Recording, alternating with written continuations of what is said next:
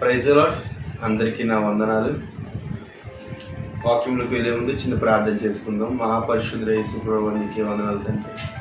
సర్వశక్తిమంతుడా నీకే వందనాలు. సర్వాధికారి నీకే వందనాలు తండ్రి. యేసు ప్రభు, ఇంతవరకు మమ్మల్ని బ్రతికించి తండ్రి, మమ్మల్ని నిలబెట్టి సాక్షులుగా నిలబెట్టినందుకు వందనాలు అయ్యా. నీ సువార్త పరిచర్యలో తండ్రి యేసు ప్రభు మాకు బహుబలంగా వాడుకుంటున్నందుకు వందనాలు తండ్రి. అయ్యా, నీ హస్తాన్ని మా మీద ఉంచినందుకు, కృప చూపిస్తున్నందుకు వందనాలు తండ్రి. అయ్యా, పట్టజాలంతో విస్తారంగా తండ్రి యేసుప్రభు జనాంగాలను వీల వేసి పోగు చేస్తానని చెప్పవు తండ్రి యేసుప్రభు. అయ్యా, మమ్మల్ని బ్రతికిస్తూ తండ్రి యేసుప్రభు, నీ వాక్కుని బ్రతికిస్తూ తండ్రి యేసుప్రభు, జీవమై ఉండి తండ్రి యేసుప్రభు, జీవాహారం నేనే అని చెప్పి తండ్రి యేసుప్రభు ఎంతో మందిని తండ్రి పట్టబడే స్థాయికి తండ్రి మమ్మల్ని తీసుకువెళ్తున్నందుకు వందనాలు తండ్రి యేసుప్రభు. నీవే తండ్రి కృప చూపిస్తారని నమ్ముచు వాక్యంలోకి వెళ్ళినట్టుగా తండ్రి మరిన్ని మర్మములు తండ్రి నీ పరిశుద్ధాత్మ రూపంగా మాట్లాడమని నజరేయుడైన యేసుక్రీస్తు నామమున అడిగి వేడుకుంటున్నాం తండ్రి. ఆమేన్. ఈరోజు నేను చెప్పబోయే కీర్తన గ్రంథం 40:2 ఒక మాట రాసి పెట్టి ఉంటుంది. జిగట గల ఊబి నుండి అని చెప్పేసి దేవుడు మాట్లాడుతూ ఉంటారు. అసలు జిగట గల ఊబి అనే దేనికంటే, ఇప్పుడు చూసుకున్నట్లయితే అప్పులు బాధ, పాపపు అనే బాధ, నిరాశ అనే బాధ, అనారోగ్య అనే బాధ, ఇవన్నీ బాధల్లో మనం కూలిపోయి ఉన్నాం. ఆ జిగట గల ఊబిలో మనం ఉన్నామన్నమాట. ఎందుకంటే అప్పులు తీర్చలేని బాధ, పాపము అనే ఎందుకంటే విడిచిపెట్టలేని అలవాట్లు, నిరాశ ఊబి అంటే ఇక లాభం లేదు అన్న ఆలోచనలు, అనారోగ్య ఊబి అంటే మందులు తిన్నా తగ్గని రోగము అనేకమైన పరిస్థితుల్లో ఒక మానవుడు వెళ్తా ఉన్నాడు. అయినప్పటికీ కూడా దేవుని చెప్పే మాటలు లోబడకుండా లోకంలో తిరుగుతూ లోకాశలుగా ఉంటూ తన ఆలోచనల్ని ఇంకా దృఢిగా చేసుకుంటూ ముందుకు వెళ్ళి నష్టపోతూ ఉన్నారు. ఒక లోయలో పడిపోతూ ఉన్నారు. అయితే ఒక విషయాన్ని మనం గమనించుకున్నట్లయితే ఆయన చెప్పే మాట ఏంటంటే, ఎవరైతే జిగట గల ఊబిలో ఉంటారో వారిని ఏం చేస్తారంటే దేవుడు లేవనెత్తారంట. అదే కీర్తన గ్రంథం 40:2 ఉంటుంది. నాశనకరమైన గుంటల నుండి, జిగట గల దొంగ ఊబిలో నుండి ఆయన నన్ను పైకెత్తాను.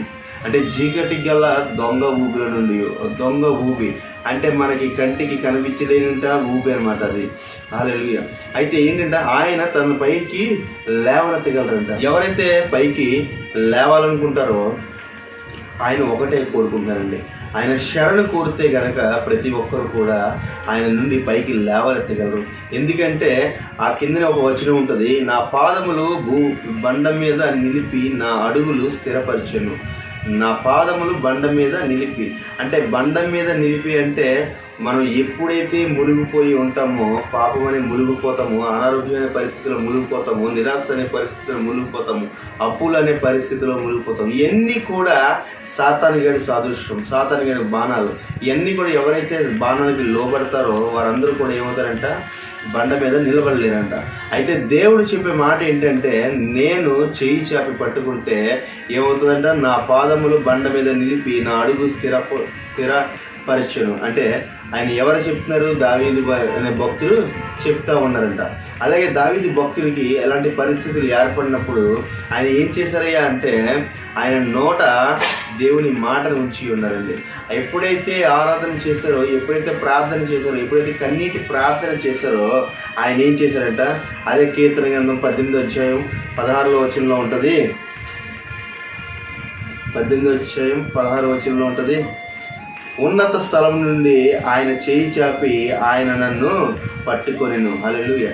ఏం చేశారంటే ఉన్నత స్థలం నుండి, హల్లెలూయా, ఉన్నత స్థలం నుండి ఆయన ఏం చేశారంట, మనల్ని పట్టుకున్నారంట. ఎప్పుడైతే ఆయన పట్టుకుంటారో మన పాదములు బండ మీద పడతాయి. హల్లెలూయా. ఆ బండ ఎవరయ్యా అంటే 1 కొరింథీయులకు 10:4 ఉంటుంది. ఆ బండ క్రీస్తే. ఎప్పుడైతే నువ్వు పాపంలో ఉన్నావో, ఎప్పుడైతే వేదనలో ఉన్నావో, ఎప్పుడైతే బాధల్లో ఉన్నావో, జిగట గల ఊబి నుండిలో ఉన్నావో, అంటే ఈ లోకం నిన్ను అంటుకొని, మాలిన్యాలు అంటుకొని, లోక ఆలోచనలకు, లోక ఆచారాలకు నువ్వు లోబడిపోయి ఎడిక్ట్ అయిపోయి, ఒక అమ్మాయికి ఎడిక్ట్ అయిపోయి నువ్వు ఉన్నావో, అప్పుడు దేవుడు ఆ బండ మీద సంగముగా నిలబెట్టడానికి నేను చేస్తున్నానంటే పైకి లేవనెత్తడానికి ఆయన చేయి చాపుతా ఉన్నారంట. హల్లెలూయా. ఎప్పుడైతే ఉన్నత స్థలం నుంచి దేవుడు చేయి చాపారో మనం ఏం చేయాలంటే ఆయనకి లోబడాలండి. ఈరోజు ఎవరైనా చేయి చాపుతున్నారా? మనకున్న పరిస్థితులు బట్టి, మనకున్న స్థితులు బట్టి ఎవరైనా ఆదరిస్తున్నారా మనకుండే ఆలోచనలు బట్టి, మనకున్న పరిస్థితులను బట్టి? ఈ రోజును గమనించుకున్నట్లయితే ప్రేమ కొరవుతున్న సమయాలు, ప్రేమ కొరవుతున్న గడియలు ఇవన్నీ కూడా. ఎందుకంటే అంత్య దినంలో మనం అంతా కూడా ఉన్నామండి. ఈ రోజు చూసిన వ్యక్తి రేపొద్దున కనబడకుండా ఉంటున్నారు. ఎందుకని అంటే చనిపోతున్నారు. కానీ ఎక్కడికి పోతున్నారు ఎవరికి కూడా తెలియదు. హల్లెలూయా. ఎవరైతే మనం దేవునికి నిరీక్షణ కలిగి మనం జీవిస్తామో, ఎవరైతే నిరీక్షణ కలిగి దేవుని వెతుకుతారో వారు జిగటగల ఊబి నుంచి కూడా ఏమవుతారంటే లేవనెత్తగలరంట. హల్లెలూయా. ఈ పాపంలో నువ్వు ఉన్నట్లయితే ఈ రోజున కన్నీరు విడిచి ప్రార్థన చేసి ఉపవాసం ఉండి ఆరాధన చేసి దేవునికి ఇష్టడుగా నువ్వు ఎప్పుడైతే నీ జీవితాన్ని మార్చుకుంటావో ఆయన నీ బండ మీద ఆయన పునాదిని కట్టడానికి సిద్ధంగా ఉన్నాడండి. హల్లెలూయా. ఆయన ఎప్పుడైతే చేయి చాపారో నీ జీవితం నూతనం అవుతుంది. ఆయన ఎప్పుడైతే నీ చేయి చాపి నీ దగ్గరికి వచ్చారో నీ జీవితం మారుతుంది. ఒకసారి నీ జీవితానికి ఆయన అప్పచెప్తాం. ఎందుకంటే ఎన్నో సంవత్సరాలు ఎన్నో వేదనలు పడ్డావు, ఎన్నో రాత్రులు గడపలేని రాత్రులు గడిపావు. హల్లెలూయా. ఎప్పుడో నిద్ర లేని స్థితిలో నువ్వు ఉన్నావేమో, ఎన్నో మార్లు అందరూ ఉన్నా నువ్వు ఎవరు లేని స్థితిలో ఉన్నావేమో. ఈ రాత్రి ఈ ఉదయకాల సమయంలో నువ్వు ఆరాధన చేసినట్లయితే దేవుడు నీతో చేయి చాపి మాట్లాడాలని ఆశపడతా ఉన్నారు. ఆయన ఉన్నత స్థలంలో ఉన్నాడు. ఆయన సీయోను కొండ నుంచి ఆయన నిన్ను చూస్తూ ఉన్నారు. సీయోను పర్వతం నుంచి ఆయన చూస్తూ ఉన్నారు. పరలోక రాజ్యం నుంచి ఆయన నిన్ను చూస్తూ ఉన్నారు. ఎందుకనంటే నిన్ను లేవనెత్తడానికి మాత్రమే, నిన్ను నిలబెట్టడానికి మాత్రమే, నీ పాదాలని నిలబెట్టడానికి మాత్రమే, నిన్ను సమాధి చేయడానికి ఆయన రావట్లేదు. నీ పాపం అనే సమాధిని ఆయన కొట్టివేయడానికి ఆయన వచ్చారు. హల్లెలూయా. ఈ యొక్క సమయాన్ని నువ్వు ఆలోచించుకున్నట్లయితే దేవునికి ఇష్టడుగా నువ్వు మారాలనుకుంటే, నీలో దైవిక కార్యాలు మొదలవుతున్నాయి అనుకుంటే ఇప్పుడే మోకరించి ప్రార్థన చేయి. ఎందుకంటే ఇప్పుడున్న పరిస్థితులను బట్టి, ఇప్పుడున్న వేదనలను బట్టి దేవునికి దూరం అయ్యామేమో, ఇప్పుడున్న ఆలోచనలు బట్టి దేవునికి దూరం అయ్యామేమో, ఇప్పుడున్న బంధాలను బట్టి దేవునికి దూరం అయ్యామేమో. ఇప్పుడే ఆయన చేయి పట్టుకోమని అడుగుదాం. ఆయన చెయ్యి పట్టుకుంటే మనకి పడగొట్టే వారు ఎవరు లేరండి. ఎందుకంటే నీ కుడి పక్కన 10,000 మంది కూడినను, నీ ఎడమ పక్కన 1000 మంది పడిన ఏ అపాయము నీకు రాదని చెప్పాడు దేవుడు. ఎందుకంటే ఏ అపాయము రాకుండా మనం బ్రతకాలి అంటే ఆయన చెయ్య మన జీవితం మీద ఉండాలి, ఆయన చెయ్య మన హృదయం మీద ఉండాలి, ఆయన చెయ్య మన మనస్సు మీద ఉండాలి, ఆయన చెయ్య నీ కుటుంబం మీద ఉండాలి. ఎప్పుడైతే నువ్వు ఆయనకి లోబడతావో ఆయన హస్తాన్ని నువ్వు రుచి చూడగలవు, ఆయన ప్రేమని నువ్వు రుచి చూడగలవు. ఇప్పుడే ప్రార్థన చేద్దాం. హల్లెలూయా. మహాపరిశుద్ధ గొప్ప దేవ యేసు ప్రభువా, నీకే వందనాలు తండ్రి. ఈయన బట్టి ప్రార్థిస్తున్నాను తండ్రి యేసు ప్రభువా. చక్కటి వాక్యాన్ని తండ్రి యేసు ప్రభువా, ఎవరైతే విన్నారో తండ్రి యేసు ప్రభువా, అయా వారి జీవిత కదలిక తండ్రి యేసు ప్రభువా మొదలు పెట్టమని అడుగుతున్నాను తండ్రి యేసు ప్రభువా. వారు కోల్పోయిన ఆనందాన్ని తండ్రి మరలా తిరిగి రప్పించండి తండ్రి యేసు ప్రభువా.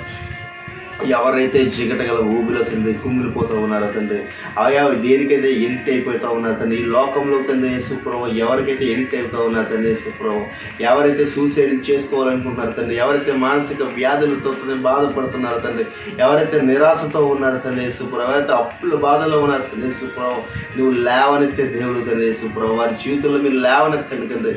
అయ్యా ఎన్నో సంవత్సరాలుగా జరగలేని పనులు తండ్రి యేసు ప్రభువా నువ్వు జరిగించే దేవుడు. ఒకసారి నీ హస్తాన్ని వారి మీద దింపండి, వారి కుటుంబం మీద దింపమని అడుగుతున్నాను తండ్రి యేసు ప్రభువా. ఎవరైతే ప్రార్థన వింటున్నారో ఆలకిస్తున్నారో తండ్రి యేసు ప్రభువా, వారి జీవితంలో నూతన కార్యాలు జరిగించండి. ఈ పరిశుద్ధాత్మ శక్తిని విస్తారని నమ్ముచు అయ్యా నా దేవ క్రీస్తు తండ్రి యేసు ప్రభువా, బండ మీద పునాది వల్ల తండ్రి యేసు ప్రభువా, కట్టెదలని చెప్పొద్దండి. అయ్యా మా బండ తండ్రి క్రీస్తే తండ్రి, అయ్యా నీవే తండ్రి యేసు ప్రభువా. ఈ లోకంలో తండ్రి యేసు ప్రభువా లోకమాన్యాలు మాకు అంటకుండా, లోయలో పడకుండా తండ్రి యేసు ప్రభువా, అయ్యా స్థిరమైన బండగా తండ్రి యేసు ప్రభువా, స్థిరమైన పునాదిగా తండ్రి మా జీవితాన్ని మార్చమని అడుగుచు నజరేయుడైన యేసుక్రీస్తు నామములో అడిగి వేడుకొంచున్నాను తండ్రి. ఆమేన్.